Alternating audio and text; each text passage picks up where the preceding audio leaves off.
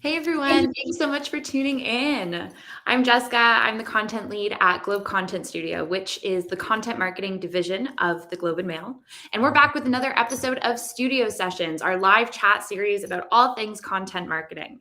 Today we're keeping things in-house. I'm joined by Shazia Khan, our social media strategist, and Carol Neshevich, our content strategist, both of whom played an integral role in the makings of this year's Next in Creative report, which is what we're going to be previewing for you today.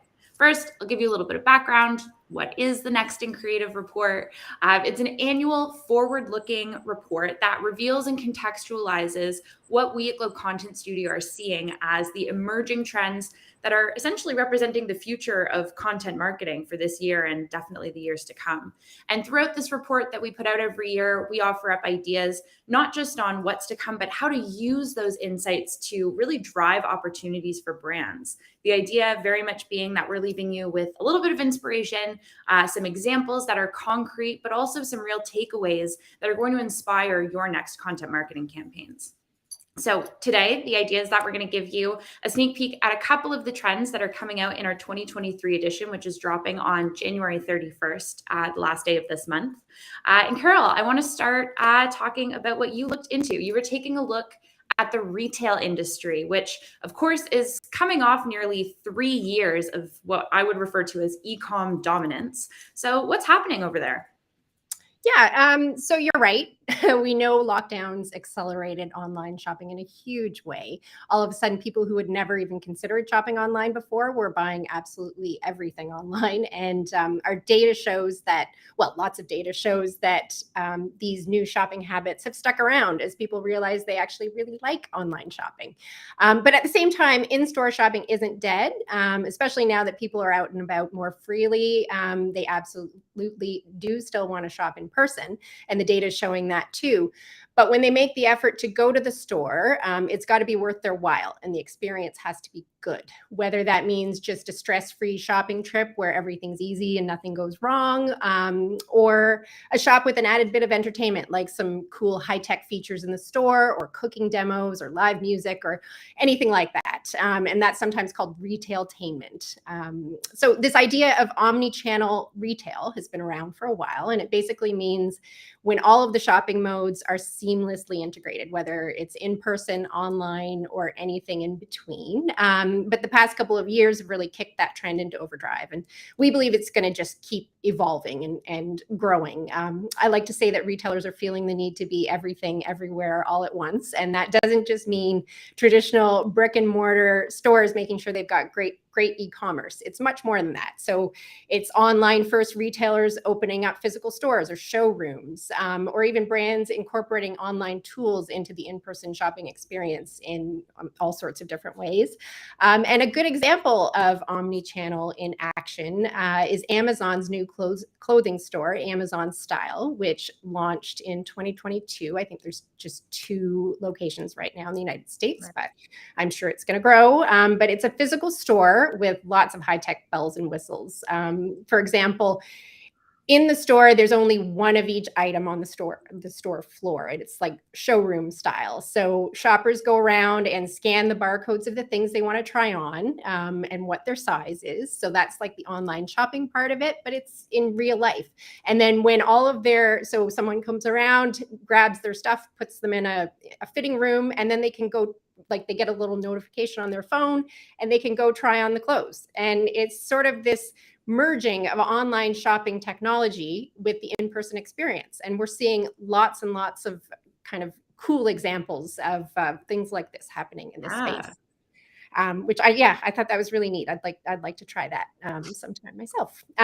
But so in our report, I explore some interesting developments in omni-channel retail. But I'd say the big message is, if you're trying to navigate this new world of retail, especially as economy continues to get shakier and things are kind of more competitive, you have to think strategically about where your brand can stand out. Because no matter how amazing your brand is or your product is, it's not going to resonate with its target audience if it's not reaching those consumers in the right places.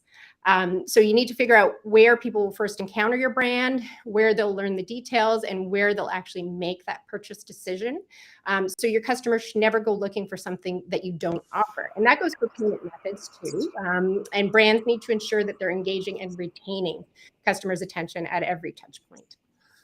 For sure. It's so interesting to think about Amazon, like famously the most digital, the most e-commerce retail brand out there, moving into a physical space and what that means for any of the brands who have been floating in the middle. It's and also just love the Everything Everywhere All at Once reference. Fabulous movie. Yeah. I loved it. Great way to think about it for sure. Okay, so basically what I'm hearing is there's a lot going on in the retail space. A lot of it's in flux, and certainly the brick and mortar is not dead, but digital and e-commerce seems to be still the crux of what we're talking about when it comes to retail. So what's a digital or e-commerce specific trend that really stood out to you in your research? Yeah. So just at the tail end of what I was saying, I mentioned payment methods. And that was actually one section of my research.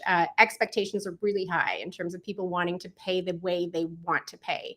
So retailers do need to offer all the payment methods that their customers are looking for if they don't want to lose somebody along the way. So one up and coming new digital trend in payments is buy now, pay later, or it's also called BNPL. And it's kind of a modern twist on the old layaway model, or I guess, we were joking, it's like Leon's don't pay a cent event, that sort of idea. But here consumers can buy items online and receive them right away, but they pay for them in smaller installments rather than all at once. So BNPL startups like Afterpay and Klarna are a couple of examples. They let consumers buy items from a network of retailers and then pay over time without accruing interest, as long as the payments are made on time, of course. And most of these apps don't check credit scores, which makes it an attractive alternative for those who might not have the right credit scores for traditional credit cards. And as the economy worsens, this might become more of an issue for people. So research is showing BNPL is really on the rise. There's a UK study that showed there are around 360 million people using BNPL globally as of 2022. And that number is projected to grow by more than double over the next 5 years. And I think as younger generations, studies are showing they're moving away from credit cards in general. And with a recession likely about to hit, I think BNPL is really going to take off in the next year or so. Yeah, and especially in Canada, when we've got that added layer of, all this talk about adding fees or offloading credit card transaction fees onto consumers, that's going to create even more reticence to want to go down that route. I don't want to pay more just to be able to, use this card. But maybe if I am looking to do that sort of purchase now and pay it off later, BNPL becomes an even more attractive solution, even if you're not in that young person cohort. It's super, super interesting. Definitely something that we'll be following. And goodness knows you can't really look at an e-commerce site these days without getting some sort of Klarna or Afterpay or the like pop up. So what do you do essentially when everything that we're talking about sort of applies to every retailer, right? Everyone is having to navigate something like BNPL. Everyone is balancing that omni-channel. What do you do as a retail brand to stand out these days? So I mentioned retailtainment earlier, which is, using entertainment to attract consumers. And that's been happening with in-person shopping for quite a while now. We've been reading about these cool things that some brick and mortar stores are doing. Totally. Yes. But it's a tactic that's now showing up in the e-commerce world as well. So it's called live stream shopping, or also known as live commerce or live video shopping. And that it's an example of this retailtainment moving over to the online world.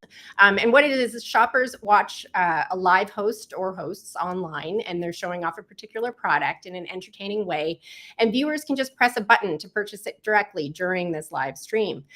So I like to say for older generations, think of it as a throwback to the old school shopping channel on TV. And then for Gen Z, you can see it sort of as an extension of those unboxing videos that that they've grown up watching on YouTube. Yeah.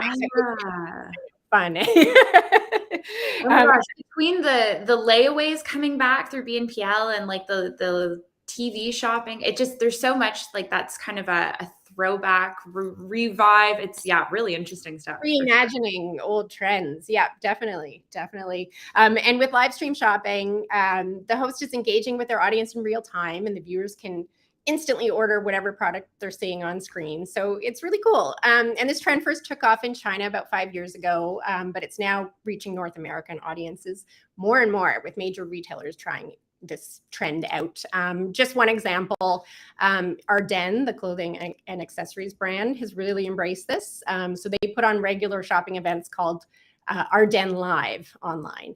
And usually they have themes like the party collection or the holiday gift guide or your new closet drop. And they're led by these young, attractive, stylish hosts. And they feature special perks and exclusive deals for live stream viewers only. So it's kind of that added benefit, like you can feel really special if you're tuning in and you get these extra perks. And looking at it through a content marketing lens, I feel like live stream shopping is a form of content marketing in itself. It's like fun, attention grabbing, entertaining live video that promotes brand awareness, but it also has that added benefit of taking the audience directly to the point of sale. Like it eliminates that step between marketing and purchase, where it's easy for consumers or customers to get lost because the audiences are basically already at the store prepped to buy. So I think that was one of my more interesting trends that I looked at, something that I found fascinating in terms of effective ways brands can stand out online that are kind of new and exciting and different. And speaking of standing out online, social media is, of course, a key tool that brands use to stand out. And there's been a lot going on in the social media landscape in recent months, which brings us to the trend explored by our social media strategist, Shazia. Shazia, can you tell us a little bit more about your research? Yeah, for sure. So yeah, there's lots of interrelation, I think, between all of our trends we were looking at. But I guess if I could summarize my topic in a nutshell, it's actually something like not as fun sounding. It's basically like social gets serious. I think I start like my part of the report piece with the sentence "party's over." Sorry, guys, that's like kind of a bummer way to kick things off, but it's true. Like as long as I've worked in media in general, even before I got into social media, social was really always seen as like the young, wild child of the industry. Everything just took off so fast, blink and you miss it. Social media offered infinite eyeballs, instant gratification, seemingly endless perpetual upside with little to no consequences, either for the platforms themselves or even for advertisers. We've kind of had free reign, and we've often described it as the Wild West for so many years. Even through things like scandal after scandal that's hit a lot of the major tech platforms like Cambridge Analytica, election interference, dangerous algorithms, all sorts of things, nefarious things that may or may not be happening with TikTok now. It's kind of like all this stuff has just bounced off of these platforms. It's like they're made of Teflon, right? So that kind of benefited us as advertisers and marketers for many, many years. We kind of had free reign to just like reach people wherever and however we wanted to reach them. But I think we all knew deep down it wouldn't last. If social media, if you think about it, it makes sense too, because like if social media, it was a person, it was probably born in like early 2000s. It's officially an adult now. So it needs to settle down, start paying its taxes, it needs to stop partying so hard, right? So it's got to actually start maturing of the child that is social media. Like time to eat your vegetables and grow up, social media. That's kind of what's happening. So I think for us who work in marketing, we'll just need to really, really like go to school on it and understand what it means for us. So in this report, it's a lot going on. So in this report, we try to distill it into, I guess you could describe it as it kind of breaks down into three main categories or areas where social marketers have to get kind of upskilled on. The first area would be legal stuff. So all the legislation that is being passed or they're talking about passing in various countries all around the world to protect citizens. like there's way too many to probably name here, but like a couple of the big ones we probably all know about are GDPR, Europe's new-ish, I guess it's not so new anymore, but their data privacy and security law, which is by far the most aggressive I think that's happened anywhere to date. And in the US, there's been lots of talk about repealing or redoing Section 230, which is, for those who don't know what it is, it's essentially a law that has historically granted really broad protections against legal liability for these content platforms, so that they're not held accountable for any content that users post on the platforms. So legal things like that are things we have to pay attention to. There's also technical changes is probably the second area. So what are tech companies changing about their product directly, particularly the tech companies that really own the rails of our experience that will impact us as marketers. So examples of that would be like Apple's app tracking transparency that they unrolled in 2021, I think it was. And things like the rumored or the constant looming threat of Google Chrome depreciating cookies. I know they keep pushing it back every few months, but it is eventually going to happen. They keep being like, I swear, guys, this is the year it's happening. but it is going to happen. I think they keep getting a stay of execution on that, but like that's another thing to really watch for. And then the third element, and maybe even the most important, is like what is happening on the individual level. What are individual users doing, or what actions are they taking for their own self-protection? So in the report, we found a lot of research that we'll share about how people are increasing their adoption of VPNs, of ad blockers, of alternative browsers to Google Chrome that they feel are a little safer or responsible with their information. We found in some of our research or our survey of Globe Insiders that people are more willing to delete apps they don't trust anymore or minimize how they use them. Or if they do want to stay on those platforms, they're just doing it in a more private way. So instead of posting your every thought on like your Twitter main feed, you're maybe just DMing your friends and your family a little bit more often than maybe you did in the past. So there's a lot of behaviors that are changing as a result of all these changes and this trend towards safety on social media. So yeah, again, it's a lot. I will tell you guys from personal experience, trying to like keep up with all of these changes. But in our report, we just try to like distill it into a challenge that's not overwhelming, but is somewhat manageable, and just like give some concrete ideas on like how you can go about, I guess, preparing yourself for it. Great. So that's a lot of turmoil that you just went over there. Is it all bad news? Is social about to implode, or is there some bright spots? Yeah, on that. I will admit, like as I was researching this topic, or even just more broadly, just working in the trenches day to day in these platforms, I'm sure anyone who's watching who is a social marketer themselves will relate. I feel like I spent a lot of 2022 getting real bummed out. It was like not a good time. Like forget all the news stories about big tech. Even we are now contending with a really rough economy. The war in Ukraine, it doesn't seem like it's ending anytime soon. There's inflation. There's ongoing struggles with pandemic recovery. It's all causing companies to rethink their budgets, shrink their ad budgets. Tech companies are laying off people in droves. Elon Musk bought Twitter, and I don't need to tell you why that has been a thing to stress about. Won't get into that. But so yeah, it's been like, I'd say 2022 headline, not great if you work in social media. But the deeper I actually dug into the research for this report, the more I actually had moments of like, oh, okay, I feel a little relieved now. I feel like I can breathe a bit, because despite how it feels, the data actually shows a ton of hopeful signs for the industry. This is kind of funny, but you guys have seen Jurassic Park, right? The original. Very first line. But you know that like famous line Jeff Goldblum's character has, where it's like, life finds a way. I feel like I relate to that so much, or I feel like I use that line a lot to describe social media and challenges and changes in it, because it doesn't matter what you take away or what guardrails you think you're putting in, or you could take away an app tomorrow, you could take away a browser tomorrow in a certain country or across the world, but humans are inherently social. They will always want to be social, and technology is not going to go anywhere. So we will always want to be social digitally. So I really do think our behaviors are changing in social media, but like social media itself is not, I would not say it's dying by any stretch of the imagination. Like, for example, there's tons of research that'll probably be in the report, but like, for example, some of the things we found was one study found that despite everything that's been going on the past 3, 4, 5 years, social media adoption and active users have just steadily and almost predictably grown year over year over year, even throughout the pandemic and even up till now. And it looks like that's just going to continue. There's no signs it won't into 2023. And then another study that I thought was really interesting that surveyed brands and companies specifically about like, what are you planning to do with the economy kind of in shambles and everything going on this year? What are you planning to do with your social media budgets? And the majority of people said they're actually planning to increase their spend and their resources in social media because the economy is a little more dire, not like in spite of it. So I thought, you know what?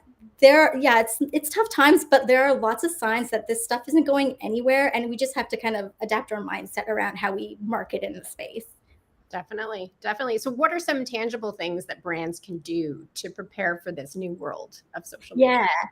Yeah. So I think there's like a lot of things we can start doing today or even yesterday if there's a time machine you can get into, but things you can start doing now. I would say if you work for a brand and you work in the content social space there, the main things I think you'll want to keep in mind this year is that you'll be combating the loss of user trust and the loss of data. So a couple hard things to do or concrete things you can do are, one, prioritize authenticity and credibility in your social brand messaging.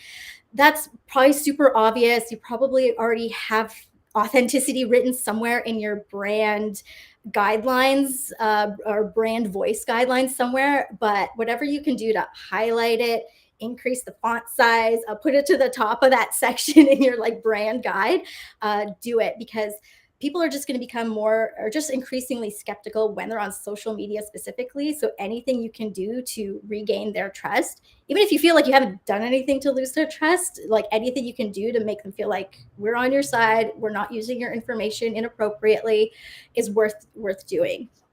The second thing would be to just become more mindful about how you're collecting customer data, both ethically and accurately. I've been joking that I feel like I'm turning into a web developer in this job as a social media strategist, because I feel like I have to learn a lot more about like more responsible ways to collect data instead of just scraping things via Meta Pixel or whatever pixels or tags you already have installed in a browser. We have to be a lot more thoughtful about that stuff.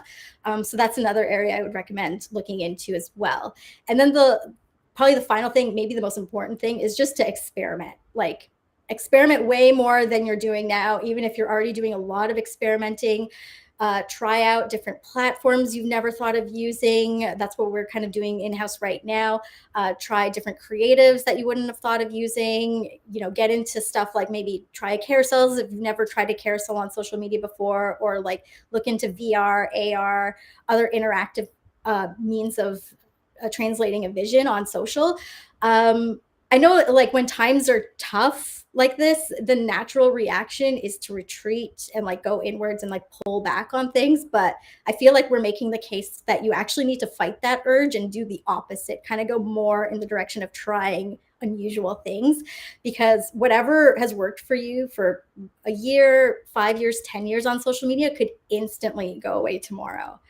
So I think those are kind of like my main takeaways for marketers. But yeah, like ultimately, by the end of this year, I don't know, maybe this is like a hot take, but I don't think we'll live in a world where there's one clear-cut giant or one clear-cut place where everybody is spending most of their digital time. We've already seen that the duopoly of Facebook and Google, we thought like that'll never go away. We can't take them down. We've already seen that they no longer account for the majority of ad dollars being spent online. So I think society has kind of learned its lesson about glomming on to like just one place or one entity, and knows now like we shouldn't give one place too much power or attention. So for marketers, I think that the main thing is just to remember to be nimble, be ready to move around wherever people seem to be moving, because I think our digital world is just going to continue to splinter, and decentralized, to borrow a Web3 term, which speaking of is like something very highly interrelated and tangled up with what Jess has been studying. She's been looking into Web3 and I've been looking into social trends, and there's a lot of cross wires being crossed between those two worlds right now. So this is like probably a good time to flip to Jessica and ask her the question that I've been dying to ask, and I'm sure a lot of other people have been dying to ask too, is that like what is Web3? Is it different from like Web 3.0?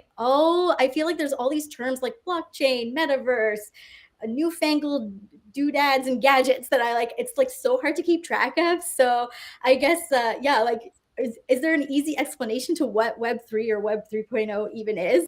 No pressure, but like, got a couple No minutes. pressure. Just, capture the future of the internet in 30 seconds or less. Well, that's a little bit of what we try to do in one of the trends in the report. Not so much in 30 seconds, but what we're trying to dig at is, okay, if we're looking at all of this, call it uncertainty or flux in the world of social media, which is completely what's dominated. It's what's defined Web 2.0, which is arguably what we're still in now.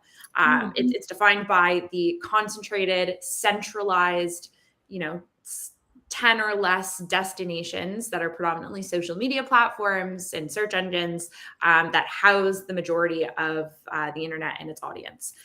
So the future tends to be a little bit of a pendulum swing away. So what we're coming out of here in this era of social dominance is very concentrated, very centralized organization of the internet. Everybody's hanging out in the same spots, doing the same things in the same places.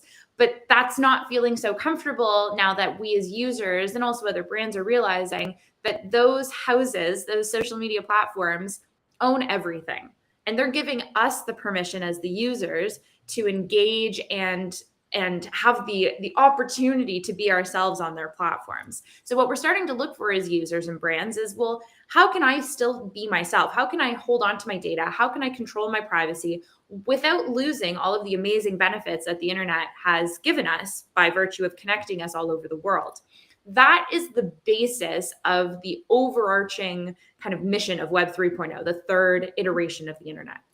Now, the difference between Web 3 and Web 3.0, some would argue it's a little bit nuance or semantics, but I think it's actually really important. It's something I focus on a lot in Next in Creative.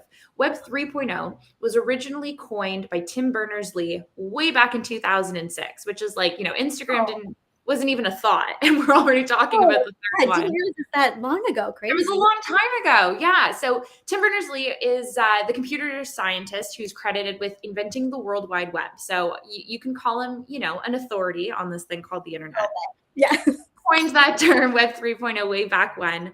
And it's very much fundamentally grounded in this idea of decentralization. He has a project called Solid where he's actually trying to essentially build this Web 3.0, but his version has nothing to do with the blockchain. Normally, when you ask someone about Web3, if they're even loosely knowledgeable about it, they're going to reference crypto, NFTs, the blockchain, that whole world. But that didn't come about until 2014. That's what Gavin Wood, who's one of the co-founders of Ethereum, which is a cryptocurrency, popularized Web3, so not 3.0. And that takes this Web 3.0 concept, but says this is going to exist entirely on the blockchain. The blockchain is going to house the internet, essentially, this potential new iteration of the internet. It's going to run on the public blockchains, which is a record-keeping technology that's best known for facilitating cryptocurrency transactions. And so that's how, as crypto got more popular over the last few years, especially with its meteoric rise heading into the pandemic, and call it a meteoric or dramatic descent, perhaps, over the last year, Web3 is probably more commonly known, thought of, and understood than Web 3.0, but they're not exactly the same thing. Wow. See, today I learned, like, you learn something new every day in this space. And I honestly, up until now, like, thought that was the same. They mean the same thing. They sound the same. But that's like a really important distinction that I think is like really useful for people in our space to probably learn more about, for sure. So obviously, as we talked about, like, this is a very, we could have like a 2-month seminar on this, let alone like a half an hour like live stream about it. It's like a lot of things like blockchain, metaverse, there's all these buzzwords and there's all these like hot takes about it, especially a lot of like tech VCs have a lot of like strong opinions about where that sort of stuff is going. But it's really hard to parse like what is true and what is false and what is actually worth paying attention to and what's actually the rocket ship to the moon, I guess, to borrow a Reddit term, in Web3, and what's just like maybe snake oil. So I don't know. What do you think is like the biggest misconception about all the stuff that you came across when you were researching it? Oh my gosh, yeah, there's a lot. It's funny that you mentioned that because people like Jack Dorsey and Elon Musk have been pretty public in their dismissal of Web3. They're like, it's vaporware, it's never going to happen, it's a bunch of buzzwords.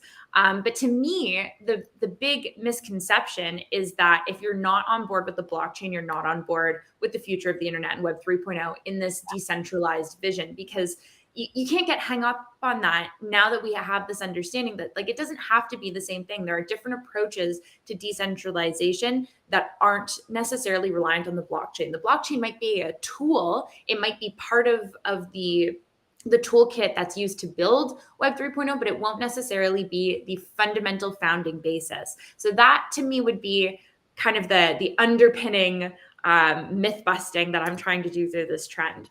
But something else that's really interesting is that when you talk about decentralizing, you often think about fragmentation, right? It feels like we're going to take all of these hubs, these central areas where people know to gather, our social media platforms, for example, and we're going to fragment everybody and shoot them into different corners of the internet. And no one's ever going to be able to find each other again, let alone brands being able to reach audiences. And everyone thinks, oh my God, I don't want that. I've worked so hard to find and build and curate this access to my audience over time.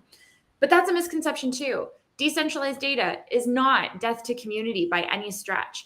The crux of this Web 3.0 project is that we're going to recapture ownership and privacy. The user is going to get to decide what communities they're a part of and who they have access to.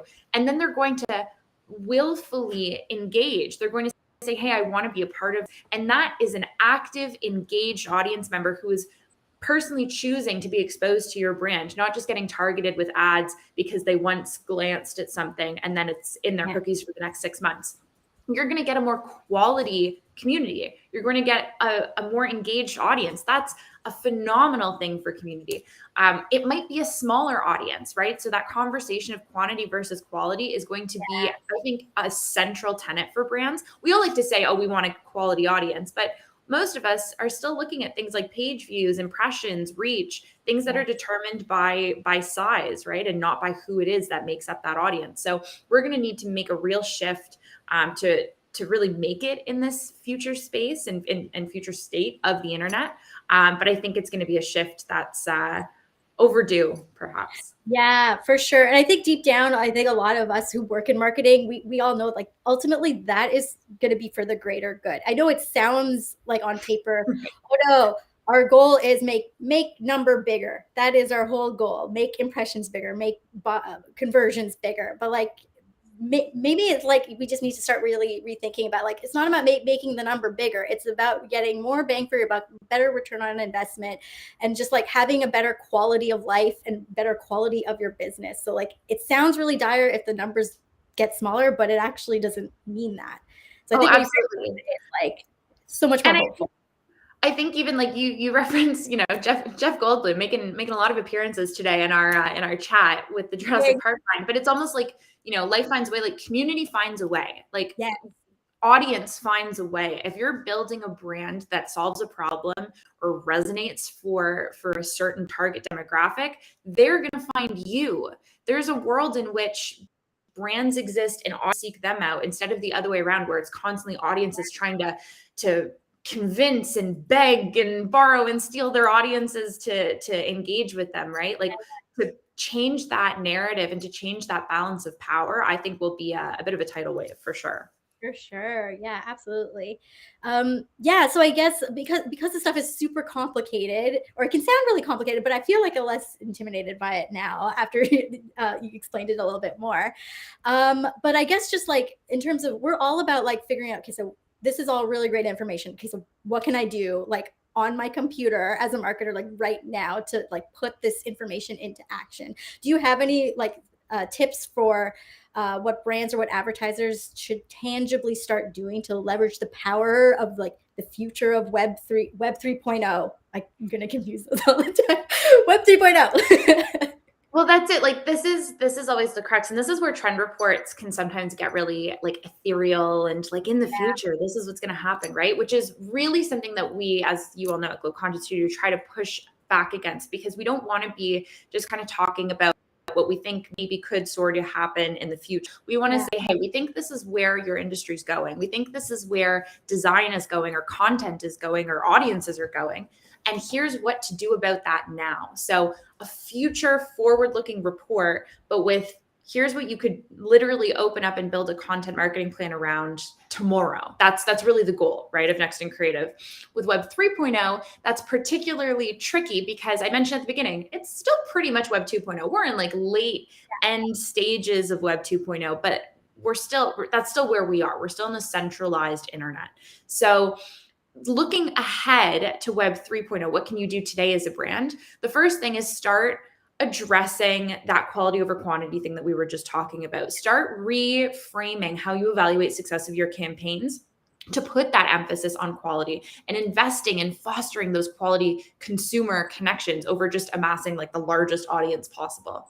The second one is sort of a rehash of yours, not to steal your thunder, but it's about facilitating data ownership, right? Social is still a key community hub for connecting with your audiences. That's not going away tomorrow. And I would argue that's not even necessarily going away in Web 3.0. It might look a little different, but we're not going to knock down Meta Platforms Inc. in one fell swoop. They're going to evolve. They're going to change the way that they operate, the way that users engage with them. They will be part of Web 3.0. It just might look different.